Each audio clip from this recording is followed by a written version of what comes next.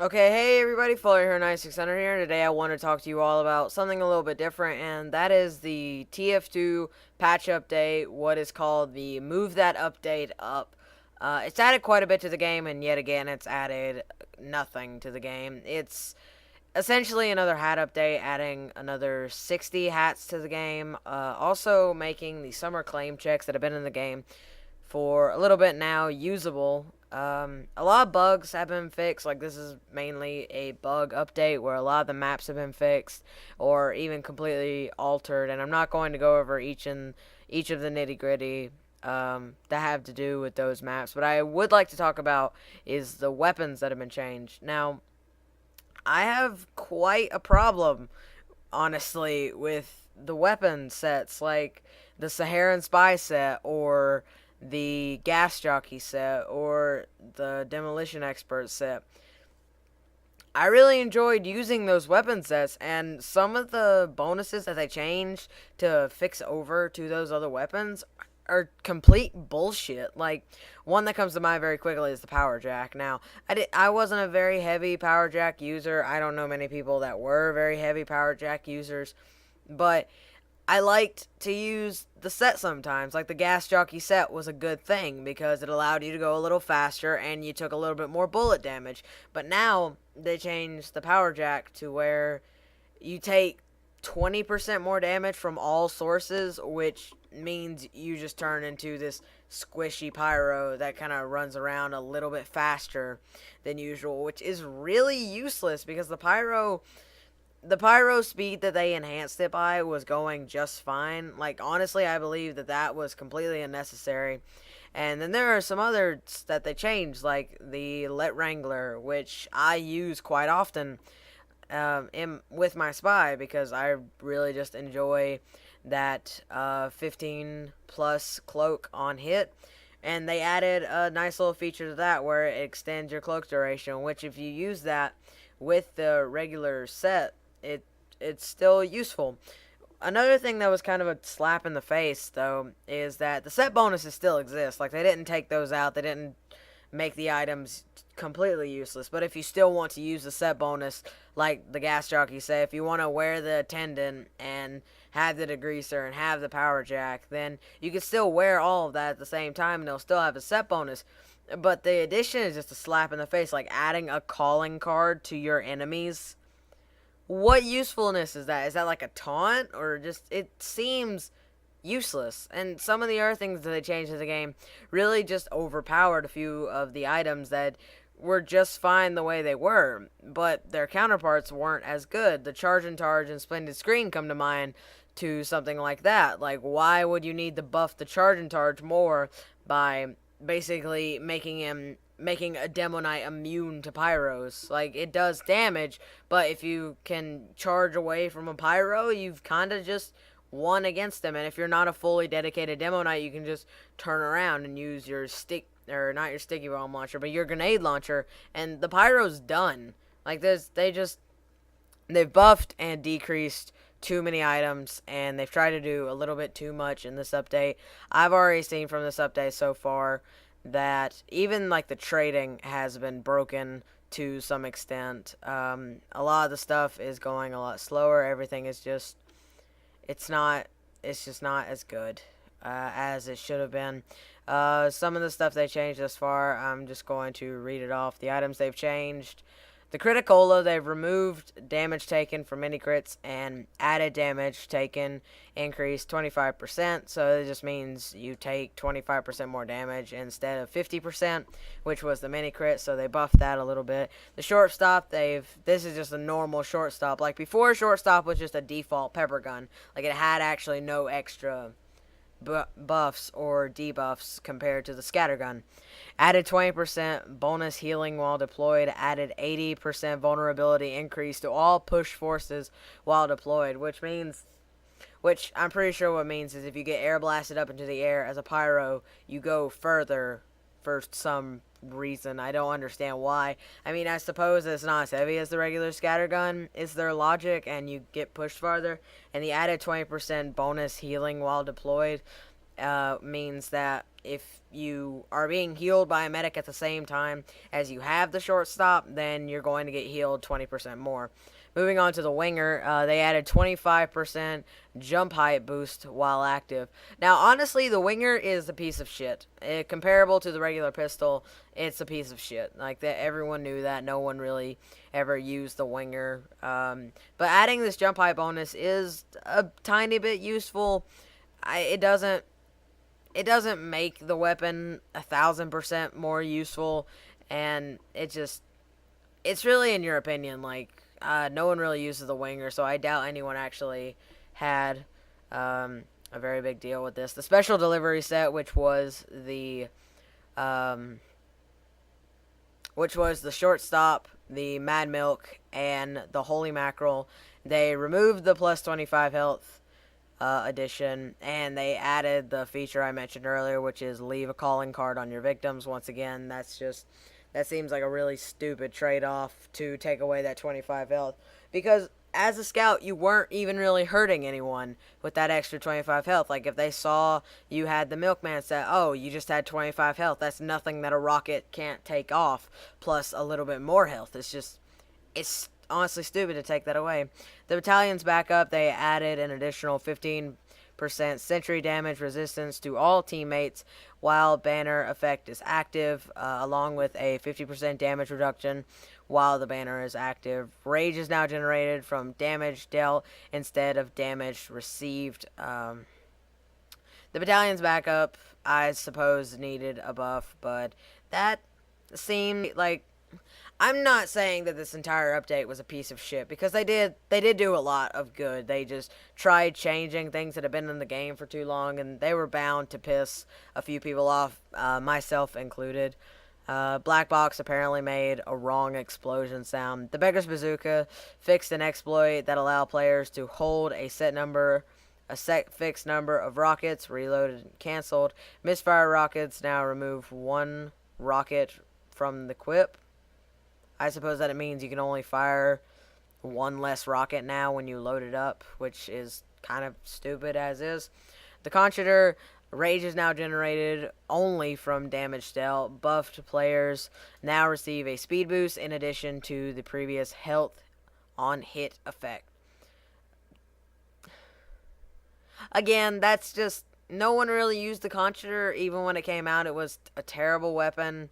They buffed it more recently where it gained its charge or its rage a lot quicker, which made it 1,000% more useful. But now they're just trying too hard to find the right balance in the game. And before, the game had a pretty good balance, but now they had to go and change a tad bit too much. And now we're getting into some of the ones that I really don't understand them messing with. The Cow Mangler 5000, they reduced the clip size from 5 to 4, which was like the only good thing about the Cow Mangler. They removed 10% damage attribute, removed 5% slower reload attribute, added missing set player on fire description text, and added new particles and sound. Mostly about the Cow Manglers, it's pretty innocent. I mean, for those who use the Cow Mangler, they'd be pretty pissed off about the 5 to 4 clip size reduction, which is really odd that they did that. It doesn't make the Cow Mangler any more useful now that it's a regular rocket launcher, is basically all it is. Because the Cow Mangler wasn't that great, but at least it had the 5 rockets and the supercharge for whenever you needed it. And, oh god, I'm trying so hard not to get mad about the escape plan. A long time ago, in Team Fortress 2, there was the Equalizer. The Equalizer was hands down the best weapon for Soldier that you could ever possibly use. The Equalizer before was the lower your health got, the more damage, and the more damage you did, the more melee damage you did, and the faster you went, depending on the lower your health is. So, say you've got like 25 health left, you're moving roughly the same speed of a scout, and you're doing crazy amounts of damage, but none of that mattered because you're low on health and you're about to get murdered. So Valve recognized that the weapon was overpowered, and they split it into 2 parts: the Equalizer and the escape plan.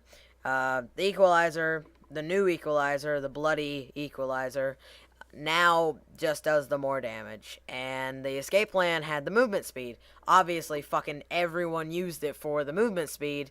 The damage increase when it was just the equalizer was really the icing on the cake. So now Valve has recognized that more people use the escape plan, and its usefulness is outstanding. So they decided to fucking nerf it again, and while active, players receive the Marked for Death after deploying for a short period after holstering, which means they've turned the good escape plan that, fucking mind you, still has the you have to have low health to be moving fast, and then added a Mark for Death. That's like turning the GRU into the gloves of running urgently into the fucking escape plan, but making it worse, like a lot worse. Like, it's not even a useful melee weapon anymore, because say you don't have low health and you get into a melee battle where you just need to use melee.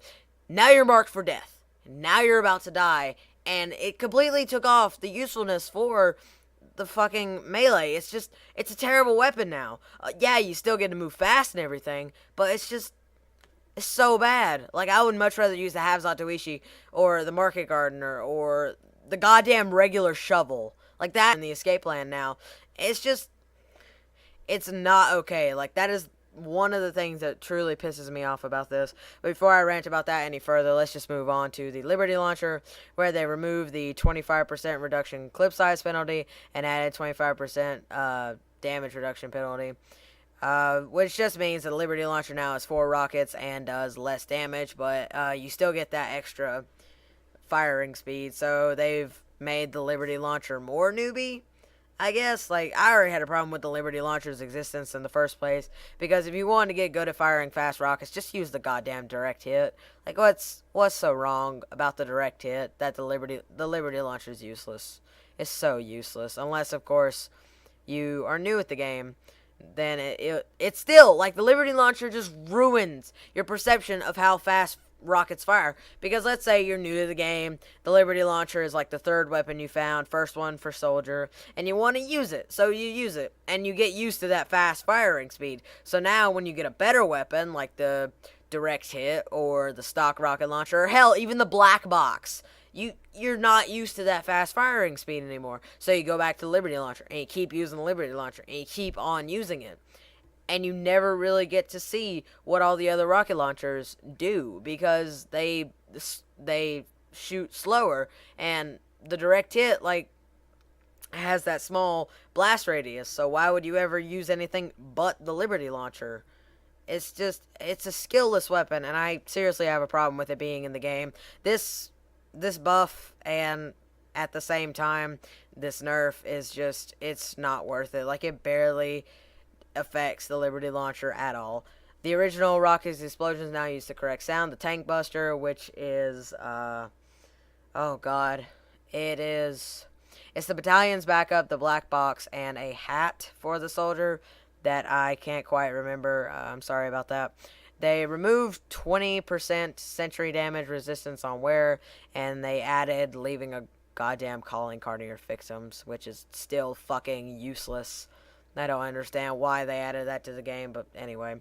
The Phlogistinator, they fixed the I never knew how to say that. Progress resetting after touching a resupply cabinet. I guess that just was a bug. Next up, the Power Jack, which I was talking about earlier. They added 15% increased speed while deployed and added 20% damage vulnerability to all sources. I can only assume, because I haven't gone through the my loadout, because like I said, I don't use the Power Jack that often, but it was really unnecessary to add that extra 20% damage vulnerability to all sources. All sources implies that even fall damage hurts you more, 20% more, which as a pyro, you don't have room to breathe as is, because pyro is a fairly balanced class, and it either takes a lot of skill or a lot of spamming to learn to use pyro more efficiently than you really should to begin with. I just don't approve of the changes to the Power Jack, even though I'm Sure, some people do. I just personally don't like it. The Gas Jockey's gear set, they removed the 10% faster. They basically fucking removed everything. They removed the bullet damage, which, mind you, before the Power Jack, the set, which basically was the entire reason to use the Power Jack at all, because I honestly don't know anyone who used the Power Jack that didn't want to get that movement speed. I personally didn't. I'm more of an extinguisher or homewrecker kind of person. So the trade off in their mind, a good trade off to them was you take 20% damage from everything. That means fire, that means rockets, that means bullets, that means stickies, that means fall damage, that means everything the game can do to hurt you compared to the 10% bullage damage vulnerability, which means the only things that could really hurt you in the game was sniper, was almost every class that didn't have explosives still, but it doesn't mean that 20% damage vulnerability from everything compared to only a 5% more. You go 5% faster than you did before. That's not that much. That's a terrible trade-off. Next up is the Charge and Charge. They added Afterburn immunity, which Afterburn is after a pyro sets you on fire, you will continue to burn even though he's not lighting you on fire for an extended amount of time, and you'll just go on your merry way until you find a health kit or you burn out. But the Charge and Charge already didn't see much love because the splendid screen is just, it's too good. Like, it adds too many things, which is what I was saying earlier about the counterparts, how it's just, you don't buff one to be as good as its counterpart. You make them about on the same level with different preferences for others. What Valve is trying to do is make other weapons that don't get as much use more preferable, and really what they should be doing is trying to equal everything out but make it for a more specific playstyle, which is what they've done excellently with the Pyro. Because Pyro has so many different options at this point, where if you play a certain way, you can pick a certain loadout. Like, if you don't use Air Blast that much, you have the Phlogistinator or the Backburner. Or if you do Air Blast a lot, you have the Degreaser. And if you like shooting, if you find yourself running across people that try to jump over you a lot, there's the Reserve Shooter. Or if you're really good at shooting flares, there's the Flare Gun or the Detonator. But with the Demo Knight, they really just keep adding things onto it, and the Charge and Charge wasn't that bad to begin with. It was actually pretty good and had some good immunities on it. Now adding the Afterburn just kind of makes it too good, to be honest. If anything, it should have an Afterburn decrease time. Like, if you get set on fire a certain amount of time, like a shorter amount of time than usual, or you take less damage from Afterburn, but complete and utter Afterburn immunity, that seems a bit too much. Anyway, moving on to the loose cannon. Range no longer affects direct cannonball impact damage. Reduced charge time to 1 second. Added double donk. You can talk about that name yourself. Directly impacting an enemy within half a second before the bomb explosion. Sound and particle effects. Double donk damage. Now mini crits. The expert ordnance set, which was the Lonkin load and the Ulapul caber, they removed the 10%. They didn't even add a calling card to the expert ordnance, so you don't even get that anymore. The Buffalo Steak Sandwich, they removed damage taken as mini crits and added damage taken increased by 25%. So they basically buffed all these items that let you hit people for crits and mini crits, but it decreased that. So that's okay. Like, that's not as maddening as them decreasing the usefulness of the escape plan more, but it's okay. The Tocola's bar increased the amount of health restore per bite from 15 to 25. Gunslinger fixed the bug that caused many sentries to be healed while being constructed. Even as a combat NG, I don't really see any problem with that, because that makes it more fair. Like, if there's someone who catches you putting up a mini sentry, then they should be able to destroy it just like a normal sentry. It's not like that. A mini sentry is more for kind of putting it on an off path that people wouldn't usually go on or find for that matter, and catching them out of surprise with that sentry location and hopefully doing some damage with it. It's never really meant to be the go, stop in, place it down, keep running, and they can't even do anything to it while it's updating. And by the time it's fully grown, it will be able to just kill everything. That was a good fix, in my opinion. The Rescue Ranger, which is overpowered as all hell, it is a fantastic shotgun. Minor increase to damage per bolt and increased building healing from 50 to 75 per bolt. So that's all good there. The short circuit ammo cost reduction when an attack destroys a projectile. That's a good buff as well. The short circuit, in my opinion, needed a bit of a buff. The Wrangler slightly reduced accuracy of manually controlled sentry at long range. That needed to be done. Protective shields now fade 1 second after the owning engineer dies, which is another good buff. The Crusader's crossbow changed arrow projectile to large syringe. That's clever. Added a new trail effect, smoothed out the reload animation, DPS unchanged, or the damage per second's unchanged. Fixed being able to heal players that are using items that block healing. So, basically, the escape plan and the equalizer, which is so fucking stupid. The quick fix, which is one of the bigger buffs that they did in this. Everyone's using the quick fix now because it's so good. Like, they've just made it much more useful. Added 50% overheal. Users now affect the medics when there's no healing target. Shotguns with pushback, force of nature, no longer affect players under the effect of the quick fix Uber.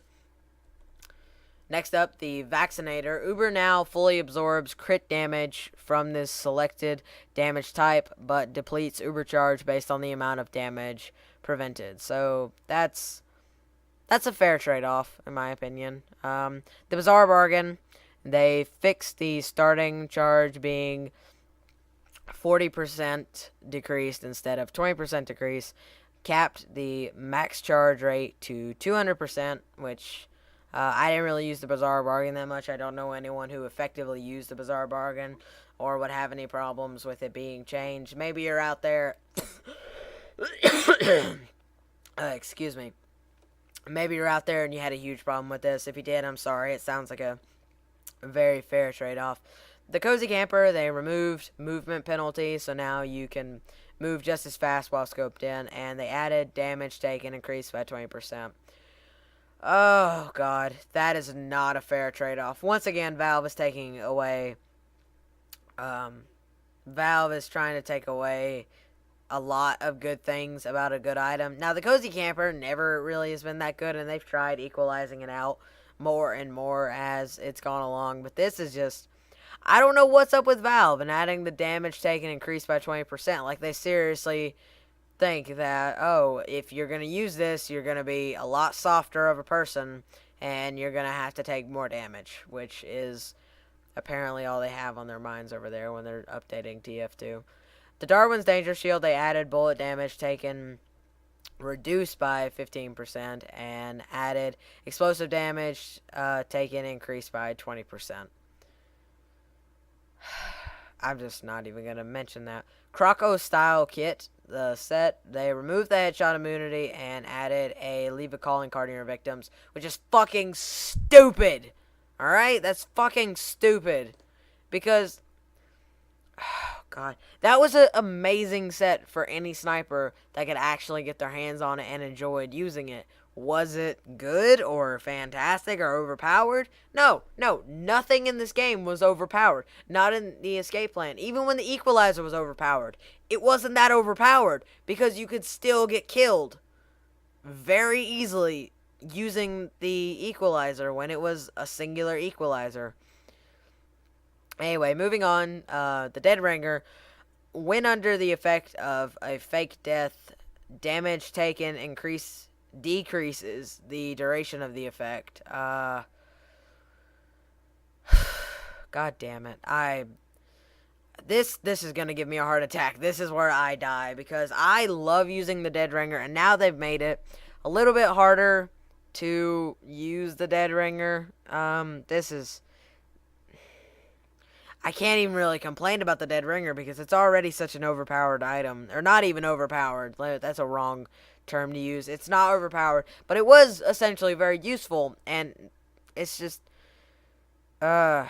it's a good idea on paper, but when it seriously begins to affect the spy and how he uses the Dead Ringer, it kind of messes with that. So the Let Wrangler, they added a 40% increased cloak duration, which just means the longer you can cloak, so that goes really well with the Dead Ringer, and even the Cloak and Dagger. Honestly, that just goes well with anything. The Spycicle, they fixed a bug that would cause the charge meter to not reset when the spy was killed, which is a very good buff there. The Saharan Spy set, they removed the reduced decloak sound volume and the 0.5 second longer cloak blink time. And they added custom particle effects when taunting. Because that's a good idea. Right, guys? Yeah, that's a great idea. So, all in all, this update, if you take away from the fact that they fucked a lot of stuff up, and they added 2 maps, they added CP Process and CP Stand-In, which I haven't gotten a chance to play on yet, but I've seen quite a few videos of Stand-In, and I'm really excited to start playing that more often, along with CP Process.